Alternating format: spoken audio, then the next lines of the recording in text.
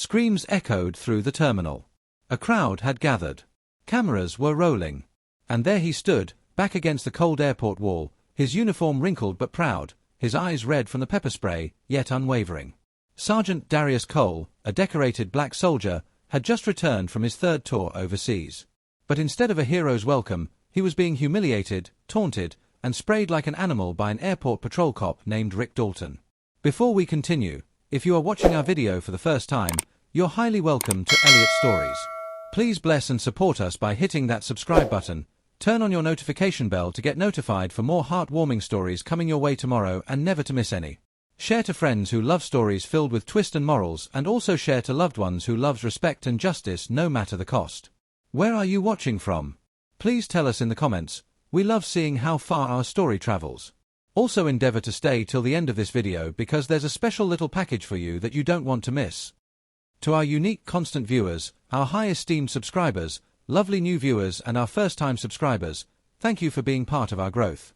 It had started with a misunderstanding, at least, that's what the official report would try to claim. Sergeant Cole had arrived at the domestic terminal in Atlanta wearing his fatigues, carrying his duffel, and moving toward the baggage claim. He had a slight limp, a leftover scar from a roadside IED in Syria. He moved with quiet dignity. Then he paused to help a mother pick up her stroller that had toppled. That's when Rick Dalton noticed him.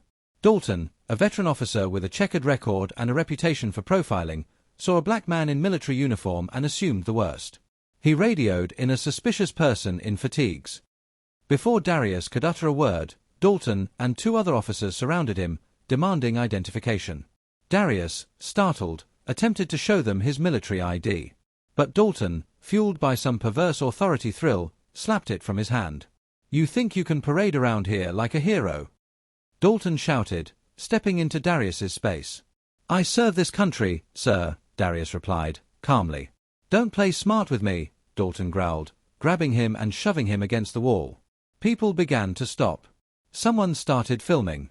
Another cop, Officer Jimenez, tried to intervene, but Dalton shoved him aside. Then, with an exaggerated motion, Dalton pulled out his pepper spray and drenched Darius's face. The soldier didn't flinch. He didn't scream. He just blinked and let the sting flow. "Stop," a voice cried. "He's a soldier." But Dalton didn't care. "He's a liar," he spat. "Probably stole the uniform." That's when the twist came. From across the terminal, an authoritative voice echoed, "Unhand him immediately." Every head turned. A tall black woman in a sharp federal uniform approached with purpose. Her badge gleamed. Her walk was commanding. Behind her were two agents. "I'm Special Agent Lorraine Davis," she barked. "And you just assaulted an active duty soldier who is also a federal witness in an ongoing military investigation." Dalton's face went pale.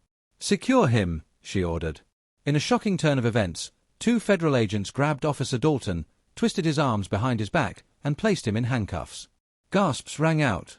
Phones were lifted higher. Darius, still blinking through the pain, simply turned his face toward the officer being cuffed. "Sir, Dalton stammered. "You'll do your talking in court," Agent Davis snapped. Sergeant Cole was quickly tended to. A medic arrived. A federal lawyer stood by, making calls. Agent Davis personally apologized to Darius. "You don't deserve this. Not after everything." The news exploded. Within 24 hours, the footage went viral. It played across national channels. Commentators expressed outrage. Veterans groups rose in protest. Civil rights leaders demanded answers. Dalton's record was dug up. Multiple complaints over the years. Internal investigations that went nowhere. Now, the truth couldn't be buried. A special tribunal was held. Darius, standing tall and dressed in formal military wear, testified calmly. "It wasn't about the pepper spray," he said. "It was about the disrespect. I fight for this country. And in return, I'm treated like I'm nothing." Dalton was stripped of his badge. Sentenced to 6 months in a federal correctional facility for abuse of authority and assault. And then came the unexpected. The Department of Justice launched a broader investigation into the Atlanta Terminal Police Division. Several officers were suspended. Mandatory sensitivity and racial bias training were implemented. But Darius, he became a symbol. Invited to speak at national military events. Honored by the president. offered a post-retirement leadership role at the Pentagon. 1 month later, in that very airport terminal, a bronze plaque was unveiled in his honor.